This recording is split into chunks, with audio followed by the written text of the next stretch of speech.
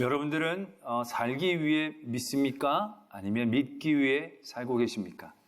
요거는 답을 하라는 얘기가 아닙니다. 답이 정해져 있으니까요. 성도는 살기 위해 믿는 사람이 아닙니다. 믿기 위해 사는 사람이 성도입니다. 성도는 인간의 제일 된 가치가 무엇인지를 분명히 아는 사람입니다. 하나님을 기쁘시게 하고 그를 영화롭게 하고. 그러니까 하나님을 잘 믿는 일들이 우리의 삶의 가장 큰 가치이고, 아니 어떻게 보면 가장 유일된 가치가 되어진다는 것을 깨닫고 거기에 집중하면서 사는 사람, 그 사람이 성도가 되어지는 것입니다. 그렇다면 여러분, 성도에게 유리한 삶의 환경이라는 것은 어떤 환경이겠습니까? 성도들이 살아야 될 좋은 환경은 어떤 환경을 의미하는 것이겠습니까? 문제가 많고 환란이 많은 그런 삶이 성도에게 유리한 삶이겠습니까? 아니면 평안하고 복이 넘치는 그런 삶이 성도에게 유익한 삶의 자리겠습니까? 많은 분들은 그렇게 얘기합니다. 평안하고 복된 삶이 성도에게 유익한 삶이 아니겠느냐. 제가 지금 너무 건강이 어렵고 힘든데 내가 건강만 하면요 정말 난 교회 열심으로 일할 겁니다. 사사기에서도 보면요, 사사기를 보면 참 답답하거든요. 왜냐하면 사람들이 좀 하나님이 복을 주시고 은혜를 주시면 금방 타락해버리는 거예요. 그 매맞으면 그때서야 또 하나님 부르짖고 믿음으로 깨어나요. 그럼 하나님께서 또 구원해 주시죠. 이게 막 계속 도돌이를 돌아가는 거 보면 참 답답합니다. 그런데 그런 도돌이표가 시작되는 지점, 그러니까 많은 사람들이 타락하고 믿음으로 흔들리는 삶의 지점이 시작되기 전에 꼭 얘기되어지는 표현이 있어요. 그 땅이 40년 동안 평온했더라. 그 땅이 80년 동안 평온했더라. 누가 사사로 있는 동안은 평온했더라. 그 다음 바로 그 다음에 백성들이 타락하고 하나님을 떠나고 우상 숭배라는 얘기들이 바로 이어지는 것들을 보게 된다는 것입니다. 이스라엘의 전 역사를 통해서도요, 그들의 믿음이 굳건해지고 건강해진 중요한 두 시기를 얘기하자면 다윗과 솔로몬 시대가 아닙니다. 첫 번째는 광야 시대입니다. 광야를 통하여 그들의 믿음이 하나님 앞에 온전히 자리 잡게 되었다는 것이죠. 근데 광야라는 게 무엇을 의미합니까? 광야가 풍족함을 의미하는 아주 삶의 여건이 좋은, 아무도 간섭하는 사람이 없고 우리끼리 있는 그런 삶의 자리를 얘기하는 게 아니거든요. 광야는 결핍입니다. 부족입니다. 환란입니다. 절대로 편한 삶의 환경과 자리가 아니라는 거죠. 늘 먹을 게 부족하고요. 늘 물이 목마르고요. 늘 무엇인가 춥고 덥고 그런 것들에 대하여 보장되어지지 않는, 한 치 앞도 알 수 없는 그런 삶의 자리라는 거죠. 굉장히 불확실성에 있는 자리인 것이고 모든 게 문제고 환란인 그런 삶의 자리이다라는 얘기죠. 그런 자리에서 참으로 아이러니하게도 이스라엘 민족은 더 하나님을 향한 믿음 가운데 굳건히 서 나가고 있다라는 것이죠. 두 번째로 그들의 믿음의 신앙이 굳건해지게 된 기간이 포로 시기입니다. 포로 시기. 포로 시기 가운데 그들은 정말로 정복입니다. 노예 같은 존재이다라는 얘기죠. 그 존재 자체가 뭐든지 흡족하지 않고 먹어도 먹은 게 아니고 살아도 산 게 아닌 그런 삶의 자리인 겁니다. 근데 그 자리에서 그들은 그들의 믿음을 집중하기 시작한 거죠. 믿음의 정수를 그때 만들어 나가기 시작했다라는 것입니다. 뭐 기대할 수 있는 시기도 아닙니다. 뭐 거기서 정복당해가지고 독립운동을 펼쳐가지고 뭐 그러한 바램도 할 수 없이 다 끌려 내려와서 아예 머나먼 적진의 한가운데에 그들이 그냥 있는 거예요. 아무것도 기대할 수 없는 그런 삶의 자리에서 그들은 오히려 그들의 신앙을 지켜나갔다는 거죠. 모든 기독교의 역사를 봐도 그래요. 국가적으로 탄압하고 핍박했던 시기에 우리의 신앙이 없어진 게 아니에요. 위축된 게 아니에요. 조금 위축돼 보이지만 거기에서 더 신앙은 정수로 모여서 더 놀라운 일들을 해나가는 역사를 우린 분명히 기억할 수 있다는 것이죠. 우리나라도요, 소득이 만불되었을 때가 믿음이 제일 좋았고요, 정말 불일 듯 부흥의 역사가 일어났어요. 2만 불 넘어가고 3만 불 된 지금 굉장히 믿음에 대하여 얘기하기가 어려워진다는 겁니다. 왜냐하면 옛날에는 놀 것도 없고 할 것도 없었어요. 딱 교회 갈 만큼만 시간이 있었고 교회 갈 만큼만 여유가 있었어요. 그러니까 교회 가는 게 노는 거고요, 수련회가 휴가였어요. 뭐 가라 마라 얘기할 게 없어요. 그게 와서 여기서 먹고 나누면 그게 즐거운 거였어요. 근데 요즘은 어때요? 평안하잖아요, 여러분. 여러분들 넉넉한 부분들이 있잖아요. 그러니까 시간도 있고 여유도 있고 돈도 있고 그러니까 뭐 할 수 있는 여지가 많은 거예요. 그러니까 참 힘든 거예요. 교회 성수주의라는 게 주일 매번 지키는 게. 그러니까 저도 우리 교회 와가지고 이걸 어떻게 이해해야 될지 고민이 되는 거예요. 성수주일인데 다들 여유도 있고 또 가시기도 하고 가셔서 예배도 드리신다고 하니까 이걸 주일 빼먹고 어디 가는 걸 정죄해야 될지 무시해야 될지 권장해야 될지 너무 아삼아삼해지는 거예요. 너무 이게 힘든 거예요. 왜? 평안하니까. 교회 간다고 누구 죽이는 사람도 없고 핍박하는 사람도 없고 다 권장하고 가면 좋고 다 여유가 있으니까 더 어렵다라는 거죠. 그래서 잠언에서 하나님의 지혜로운 사람이 이러한 기도를 드립니다. 정말 지혜로운 사람, 하나님이 택하신 지혜로운 사람의 기도가 이런 기도를 드린다는 거죠. 내가 두 가지 일을 주께 구하였사오니 내가 죽기 전에 내게 거절하지 마시옵소서. 이렇게 이제 기도를 드립니다. 지혜로운 사람이 하나님께서 원하시는 기도를 드리는데 두 가지예요. 그러니까 딱 얼마나 지혜로운 사람이 정확한 기도를 드리겠습니까? 이 두 가지만 지키면 평생 하나님의 은혜 가운데 살 수 있다는 얘기죠. 두 가지 기도 중에 첫 번째가 헛된 것을 멀리하고 거짓말을 멀리하는 겁니다. 헛된 것과 거짓말을 내게서 멀리하게 하옵소서. 두 번째가 뭐냐면 나를 가난하게도 마옵시고 부하게도 마옵시고 오직 필요한 양식으로 나를 먹이시옵소서. 이걸 간절히 기도하고 있다는 거예요. 거절하지 말아달라고 하나님 앞에 기도하고 있다는 거예요. 아니 굉장히 지혜로운 사람이거든요. 그 지혜로운 사람이니까 하나님이 믿고 맡겨주셔도 충분히 그걸 잘 활용할 수 있을 것 같은 사람인데 이 사람은 그걸 자기가 자신할 수 없는 거예요. 하나님이 나에게 주신 평안함, 부요함 거기에 대하여 스스로를 자신하지 않고 있다는 거예요. 이 지혜로운 사람이. 그래서 하나님 앞에 기도를 하는데 나를 부하게도 하지 마십시오. 딱 필요한 양식만큼만, 하나님 잘 믿을 만큼만 먹을 것을, 하나님 잘 믿을 만큼만 건강함을, 하나님 잘 믿을 만큼만의 여유를, 물질을, 환경을 더 주실 필요 없습니다. 내가 더 줄게. 그거 좀 여기 더 하시면 안 된다고. 내가 배불러서 하나님을 모른다. 여호와가 누구냐 할까 하오며 혹 내가 가난하여 도둑질하고 내 하나님의 이름을 욕되게 할까 두려워함이니이다. 이 지혜로운 사람이 그것을 하나님 앞에 겸손하게 인정하고 이야기하고 있다는 것입니다. 바로 그것입니다. 여러분들 하나님 앞에 부를 원합니다. 평안을 원합니다. 근데 과연 그 부와 평안을 감당할 자신이 있습니까? 그 하나님이 주신 평안함 가운데에 사사기의 백성들처럼 타락하지 않고 하나님 앞에 하나님이 나의 주다라는 것을 고백하며 그것이 은혜가 은혜되게 지켜낼 자신이 있습니까? 이 지혜로운 사람도 하나님 앞에 간절히 두 가지를 기도하는데 여러분들은 얼마나 잘 감당할 수 있겠습니까? 여러분들에게 주어진 지금 건강함, 여러분들은 얼마나 합당하게 사용하고 계십니까?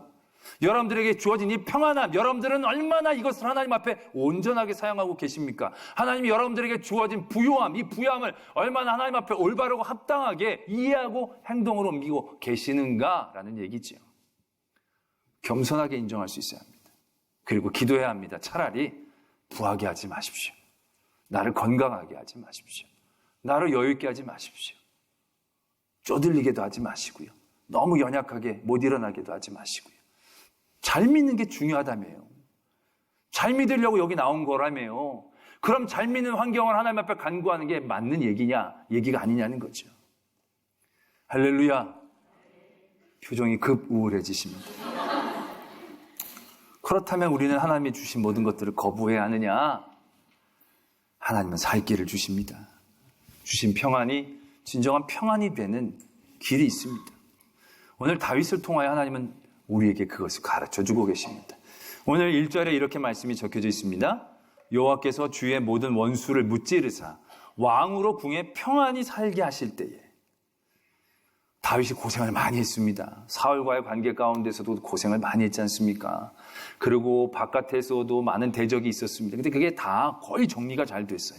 안팎으로 정리가 잘 되고 왕권이 확고하게 되어져서 오늘 말 그대로 궁에 평안히 그가 살게 되었다라는 것입니다.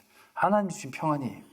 근데 그럴 때에 다윗이 선지자 나단을 부릅니다. 그리고 이렇게 얘기합니다. 나는 백향목궁에 살거늘 하나님의 궤는 휘장 가운데에 있도다. 나단이 왕께 아뢰되 여호와께서 왕과 함께 하시니 마음에 있는 모든 것을 행하소서. 이렇게 대답을 하게 됩니다. 마음에 있는 곳을 행하라고 할 때 그게 마음에 있는 게 뭐였냐면 성전을 짓는 것이었습니다. 이 이야기가 그러면 그렇습니다. 나단 선지자가 그렇게 얘기하고 돌아왔더니 하나님이 나단 선지자에게 얘기하십니다. 다윗에게 가서 다시 얘기하라는 거죠. 짓지 말라는 겁니다. 누가 지으라고 그랬냐는 거죠. 괜히 짓지 말라는 겁니다. 그렇지만 네가 그런 마음을 가졌으니까 내가 너를 위대하게 하겠다는 거죠. 그리고 내가 너 아들을 내 아들로 삼겠다는 겁니다. 내가 그의 아버지가 되어줘서 그가 잘못하면 사울은 버렸지만 버리지 않고 가르치겠다는 거죠. 그래서 왕의 위가 너에게서 떠나지 않고 너희 가문에게 늘 있게 하겠다라는 복의 말씀을 선포해 주신다라는 것입니다. 이 다윗의 모습 가운데에서 하나님이 주신 평안이 얼마나 더 큰 복이 되어지는지를 보게 된다는 거죠. 지금 하나님 평안을 주셨어요. 근데 그 평안 가운데 더 큰 복을 얻었잖아요. 다윗이 어떻게 얻을 수 있었냐면 다윗이 그러한 하나님의 복된 말씀을 듣고 이렇게 얘기합니다. 다윗 왕이 여호와 앞에 들어가 앉아서 이르되 주 여호와여 나는 누구이오며 내 집은 무엇이기에 나를 여기까지 이르게 하셨나이까. 주 여호와여 주께서 이것을 오히려 적게 여기시고 또 종의 집에 있을 먼 장래일까지 말씀하셨나이다. 이게 무슨 말이냐면요. 다윗은 자기에게 주신 이 하나님의 평안, 이 복에 대하여 질문을 던지고 있다는 겁니다. 왜 나에게 이런 복을 주십니까? 이게 굉장히 중요한 겁니다. 제가 많은 사람들을 만나보는데요. 만난 사람들이 어려움과 문제와 환난으로도 찾아오십니다.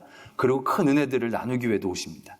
근데 문제와 환난을 겪고 있는 분들이 저에게 오셔서 제일 첫 번째 보이는 행동 중에 하나가 뭐냐면 거의 공통적으로 보여지는 행동이 있습니다.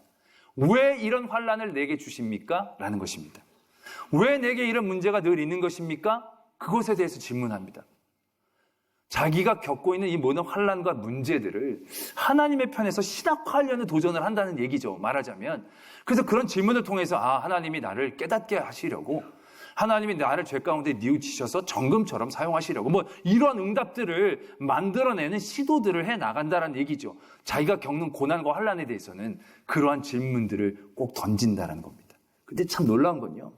하나님에게 은혜를 받은 사람들, 정말 기도를 열심히 해서 애가 합격을 하거나 돈을 많이 벌게 되신 분들은요, 저에게 와서 얘기합니다. 제가 기도 응답을 받았습니다. 감사합니다. 그리고 끝입니다.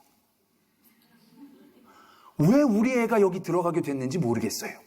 왜 나에게 이런 돈을 주시는지 모르겠어요. 왜 나에게 이런 치유의 은혜를 주시는지 모르겠어요.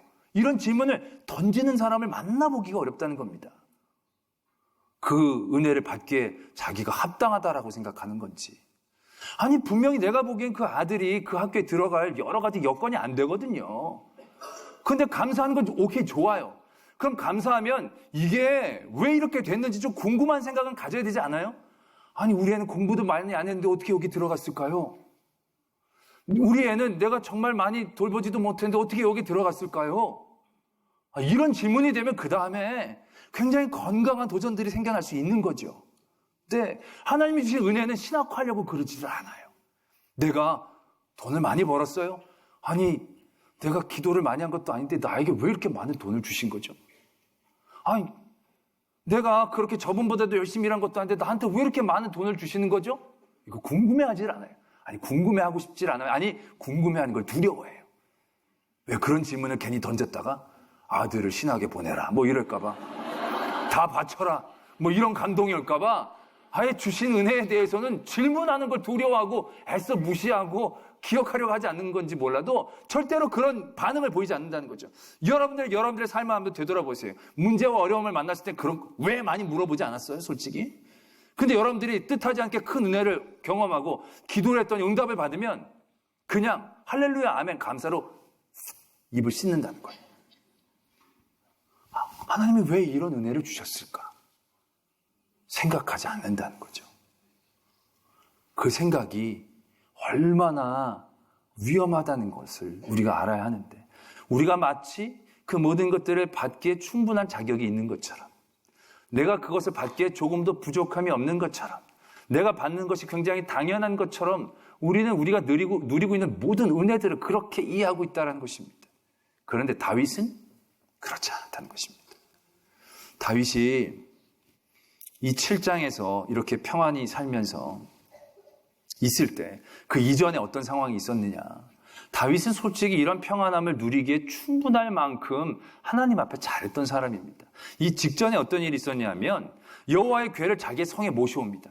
그 모셔오는 과정이 순탄치 않았지만 다윗은 거의 목숨 걸고 하나님의 궤를 자기의 성으로 모시고 옵니다. 그리고 너무너무 기뻐합니다. 그리고 모든 백성들에게 먹을 것을 다 나눠줍니다. 너무 기뻐서. 그리고 자기가 미친 척하며 춤춥니다. 너무 하나님의 궤가 자기 성에 오는 걸 기뻐하고 감사하는, 정말로 하나님 중심으로 살았죠. 그리고 그 이전에도 여러 가지 환난과 어려움이 있었을 때 사울의 관계 가운데서도 얼마나 하나님 앞에 바르게 서려고 노력했습니까? 어떻게 보면 그의 의로움, 하나님 앞에 바르게 행동하는 것들에 대한 대가로 여길 수도 있는 겁니다. 하나님이 주신 평안함, 그냥 누리기만 해도 되는 겁니다. 그런데 이 다윗은 그렇지 않았다는 겁니다. 평안이 그 궁에 있을 때 그 평안에 대하여 질문하기 시작했다는 거죠. 우리 집이 무엇이건데, 내가 무엇이건데 하나님이 나를 이렇게 평안하게 해주신 것입니까? 내가 무엇이건데 나에게 이렇게 모든 대적을 이길 수 있는 은혜를 주시는 것입니까? 내가 무엇이건데 왕이 되어져서 이 사람들을 다스릴 수 있는 자리에 나를 세워 놓으신 것입니까? 내가 무엇이건데 왜 이렇게 은혜를 주십니까? 겁나게, 두렵게, 근심되게. 그러면 고민하는 거죠. 그 생각이 그 안에 가득 찼다는 겁니다. 그래서 다윗이 하는 생각이 바로 뭡니까? 나는 이렇게 궁에 사는데 하나님의 궤는, 저 성궤는 천막에 있구나. 하나님의 그 궤도 성전을 지어드려야겠다. 여러분, 이게 굉장히 자연스럽게 나온 생각 같지만 이게 얼마나 창조적인 생각인지 모릅니다. 하나님의 궤는요, 성막하고 한 가지 세트처럼 붙어 있었던 거예요. 이거는 수백 년 동안 아예 광야에서부터 그렇게 있었던 거예요. 많은 사람들은 그 어느 누구도 저 성궤가 성전에 있어야 된다는 생각을 해낸 적이 그 이전에는 없었다는 얘기예요. 자기네들은 광야에서 천막 짓고 살 때 그때 어쩔 수 없이 성막을 지어서 가나안 땅에 들어와서 자기네들은 집 다 짓고 살면서도 하나님의 궤는 성전에 있어야 되겠다는 생각들을 한 사람이 아무도 없었다는 거예요. 그건 당연히 거기에 있어야 된다라고만 생각한다는 거죠. 자기에게 주신 은혜들, 하나님이 그 땅을 주시고 그 땅을 통해 베풀어 주신 은혜들이 하나님 나에게 왜 이런 걸 주셨을까 고민하는 사람들이 많이 없었다는 얘기죠. 다윗은 그걸 고민하는 거예요. 나에게 왜 이런 은혜를 주셨을까? 나에게 왜 이런 평안함을 주셨을까? 그랬을 때 그게 눈에 보이는 거예요. 우리는 이렇게 건물 짓고 사는데 하나님은 아직 천막에 있구나. 광야에서나 천막에 있었지 지금은 다 건물 짓고 사는데 왜 하나님만 저렇게 천막에 우리가 두고 있었을까? 그게 너무 가슴에 확 와닿는 거죠. 그래서 그걸 얘기한 거 아닙니까? 하나님이 짓지는 못하게 하셨지만 그 창조적인 깨달음, 하나님이 주신 평안을 왜라고 얘기하면서 고민했을 때에 그가 도전했던 것, 하나님이 다윗에게 원하신 게 아니에요. 여러분들 왜 그러면 걱정하지 마세요. 다 내라고 그러지 않으세요.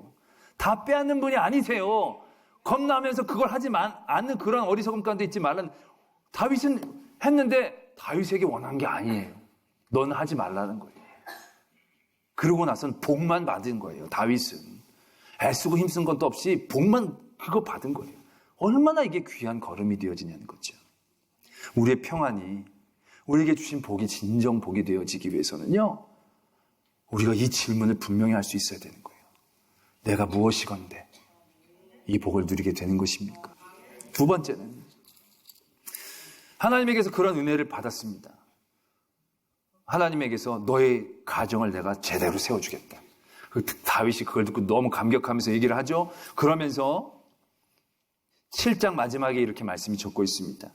만군의 여호와 이스라엘의 하나님이여 주의 종의 귀를 여시고 이르시기를 내가 너를 위하여 집을 세우리라 하셨으므로 주의 종이 이 기도로 주께 간구할 마음이 생겼나이다. 이제 청하건대 종의 집에 복을 주사 주 앞에 영원히 있게 하옵소서. 이런 부분이 나옵니다. 이거 굉장히 놀라운 부분입니다. 왜냐하면 하나님은 이미 다윗에게 복을 준다라고 말씀하셨어요. 우리가 생각하기에 복은 이미 다윗이 받은 거예요.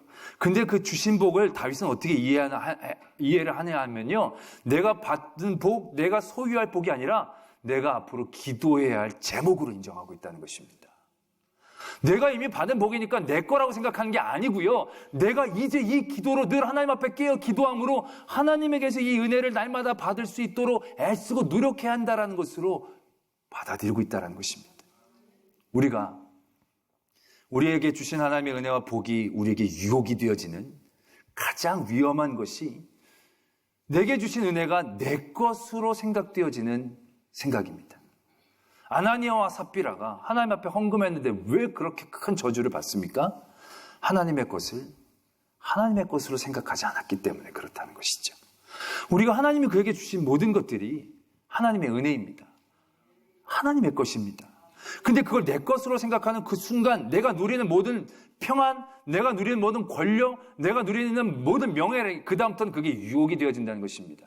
누가복음에 보면 어리석은 부자의 비유가 나옵니다. 부자가 소출이 많아졌어요. 이야, 올해도 풍년이구나. 그 창고가 부족하니까 창고를 더 지어야겠다. 그 부자의 생각은 그겁니다. 내가 소출이 많으니까 이제 이걸 평생 빼먹고 살아도 되겠구나. 그때 하나님께서 얘기하시죠. 이 어리석은 자예요. 네 영혼을 내가 오늘 저녁에 취하여 갈 터인데 그럼 이게 누구께 되겠느냐는 거죠. 그 어리석음에 대하여 분명하게 얘기하고 계신다는 것이죠.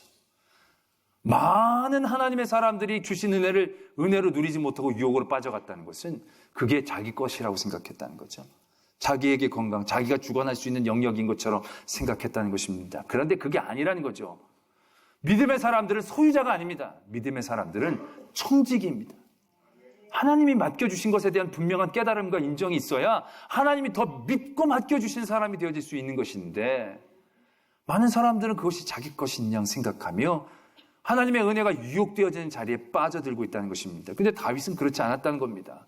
다윗 준다라고 말씀하셨는데도 이제 제가 기도할 제목이 생겼습니다. 그래서 앞으로 그것으로 기도합니다.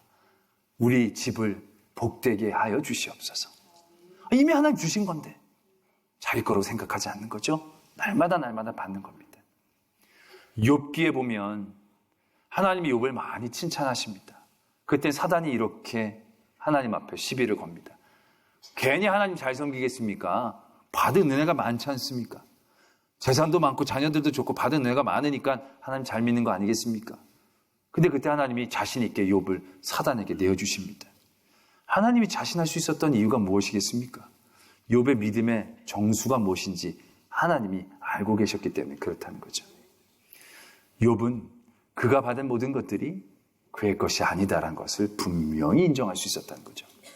그가 물질 때문에 하나님을 사랑하고 섬긴 게 아니다라는 것에 욥은 분명히 섰다는 거죠. 다 빼앗기고 나서 욥이 뭐라고 얘기합니까?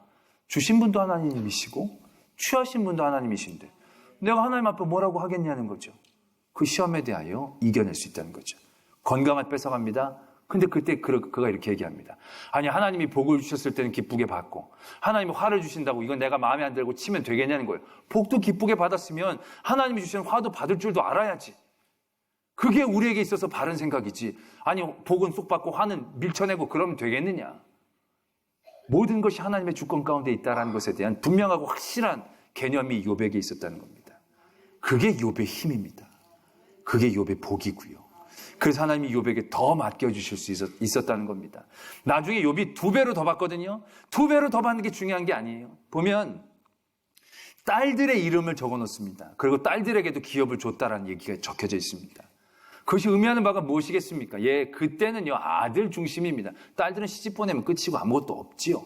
그런데 욥은 그가 받은 모든 물질이 그의 것으로 유산으로 남겨줄 수 있는 것으로 개념으로 생각하지 않았다는 거죠. 하나님이 주신 모든 자녀 동등하게 그 모든 자녀에게 하나님이 주신 물질을 나누어 줬다라는 것에 대한 표시가 되어진다는 것이죠. 자기의 것이 아니라 맡겨진 것이고 하나님의 것이기 때문에 하나님의 것으로 그것을 사용하는 모습을 끝까지 말씀이 적고 있다는 것을 우린 기억해낼 수 있어야 한다는 것입니다. 그리고 그 모든 것들이 하나님의 것임을 인정할 수 있어야 합니다. 그럴 때에 하나님께서 더 믿고 맡겨주시고 내게 주신 평안함이 올무가 되지 않고 시험이 되지 않고 함정이 되지 않고 더 큰 하나님의 은혜와 섭리들과 역사를 이루어낼 수 있는 더 큰 힘이 되어질 줄로 믿습니다. 사순절입니다. 우리가 예수 그리스도를 생각할 때 주신 은혜를 그냥 감사하기만 생각할 때가 많이 있습니다. 저는 왜라고 물어보길 원합니다. 왜 예수님이 이 땅에 오셨는가? 왜 예수님이 나 때문에 보혈의 피를 흘리셨던가? 왜 예수님이 나 때문에 그런 고난을 당하셨던가? 한번 물어보기를 원합니다. 그러면 그리스도의 보혈의 피의 은혜가 얼마나 깊은지, 그 사랑이 얼마나 아름답고 놀라운 것인지 우리가 더 제대로 깨달아 나갈 수 있을 것입니다. 그래서 우리에게 주신 은혜로 더 크게 감격하고 감사하며 더 큰 하나님의 은혜와 사랑 가운데 나가는 저와 여러분이 되어질 줄로 믿습니다.